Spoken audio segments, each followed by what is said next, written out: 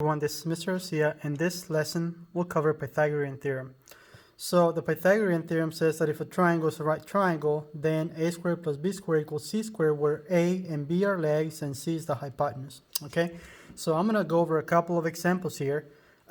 So this is a right triangle, and as you can see, we're given this leg, and we need to find the hypotenuse. So I've stated the Pythagorean theorem here. And then what I'm going to do next is I'm going to substitute for a and b and c. Okay, so I'm going to replace c with x. So instead of a, I'm going to say 18 squared plus b, that's 24 squared, and c is x squared, which is the hypotenuse. Okay, so 18 squared is 324, and 24 squared is 576. Okay, and then we add 324 and 576, and that sum is equal to 900. Okay, so since we are not interested in the in x squared, we want x by itself. Okay, so to undo the square, we take the square root of both sides of the equation. And the square root of 900 is 30. So this is the length of the hypotenuse of this right triangle. Okay, and that's by using the Pythagorean theorem. So let's go on to the next example. On this next example, notice that we're given this leg, the hypotenuse, but we're not given this leg here, okay? But you still do the same thing. So I'm going to, I've already stated the Pythagorean theorem. So I'm going to say this is a, so x squared plus the square root of 116 is equal to c squared, which is in this case 12 squared. And I forgot to write the square here. So this is x squared, but what happens when you take the square of the square root? And we did that here, okay? So the square is going to undo the square root, so then that just gives us 116 equals, and 12 squared is 144. So what we do next is we subtract 116 from both sides of the equation. So now we have x squared equals 144 minus 116. That's equal to 28. So then I'm going to rewrite this. Okay, so x squared equals 28. And again, we don't want the square, we want x by itself, so we take the square root to get rid or cancel the square. So then this gives us x equals the square root of 28. Now we're going to simplify this as much as possible. So I'm going to divide 28 by 4. So 28 divided by 4, we know that's equal to 7. Okay, but we also know that the square root of 4 is 2, and the square root of 7 is a prime number, so we can't take anything out of this one here. So that means the 7 stays inside of the radical, but the 4 comes out as a 2 because the square root of 4 is 2. So then this is as simple as we can get. Okay, so this will be the answer to example number 2. All right, before I go into the next example or next few examples, let me just give you a review about perfect squares. Okay, so I'm going to do this on the margin. Okay, so as you know, if we take the square root of 1 is a perfect square, so that's equal to 1. The square root of 4 is a perfect square, so that's equal to 2. And 9, that's 3, and 16, 4. 25 is going to be 5. 36, 6. 49 is 7. The square root of 49. The square root of 64 is 8. The square root of 81 is 9. And the square root of 100 is not 100. It should be 10. Okay, so don't make that mistake that I just made. So that's equal to 10. And then the square root of 121, that's equal to 11. And last, okay, the square root of 144, it's 12. The next one will be 169, so on and so forth. Okay, so this is just a few of them. So we're going to use this for this lesson on Pythagorean theorem. So let's go over this example here, example number 3. So what I'm going to do here is I'm going to break this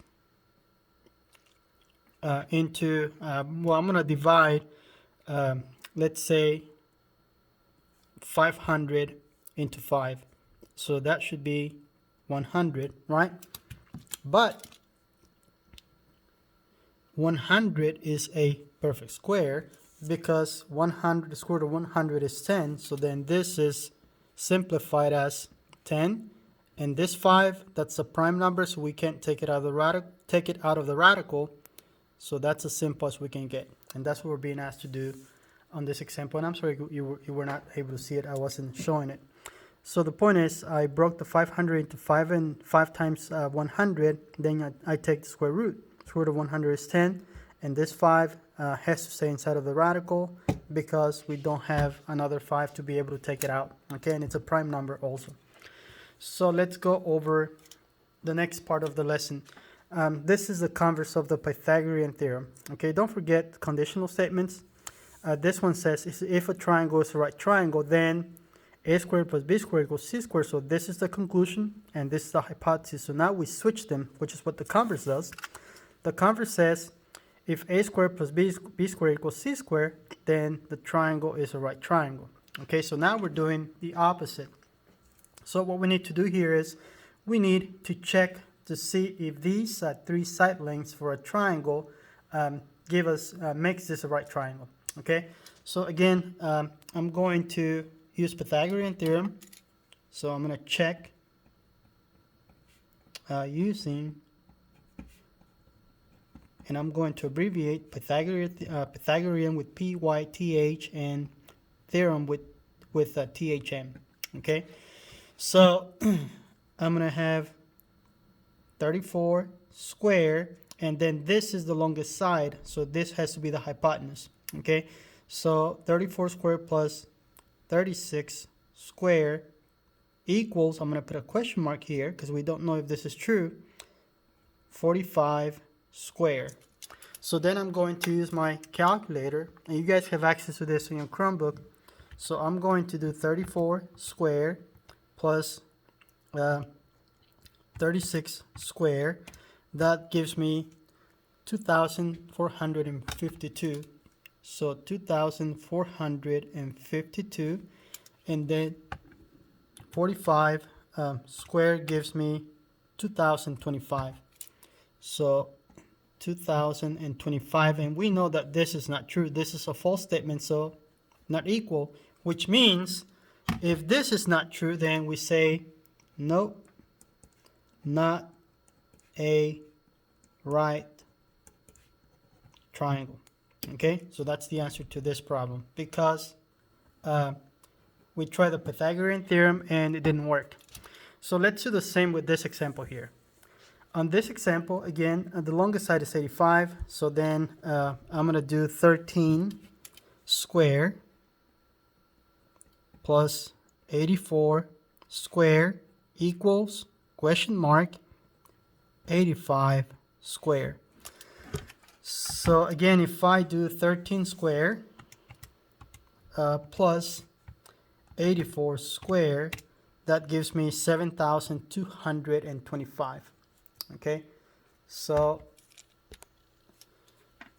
7,225 equals, for now, let's see if that's true. So 85 square, and that equals 7,225. So this is also 700,225, which means since these two are equal, the answer to this one is yes. It's a right triangle. Okay, and that's the answer to that one. Okay, let's go on to the last section of the notes. This is Pythagorean triples, which I think you might have seen before, but if you haven't, that's fine. Okay, so for example, 3, 4, 5, that's a Pythagorean triple. 5, 12, and 13 is also a Pythagorean triple. 8, 15, and 17, and 7, 24, and 25, Pythagorean triples. So if you do 3 squared plus 4 squared equals 5 squared, it's going to work out just like we did with these two last examples. And if you try this one and this one and this one, they're also going to work out. So it's going to give you, it's going to say, it's going to be yes for each one of them, but there are many more. Also, any multiple of each one of these is a Pythagorean triple. So for example, 2 times 3, that's 6. 2 times 4 is 8. 2 times 5 is 10. So 6, 8, and 10 is also a triple, and you can do that with any of these. You can also multiply by 3, by 4, by 5, and they're also going to be triples. Okay? All right. I hope that helps you complete the assignment. Talk to you soon. Bye-bye.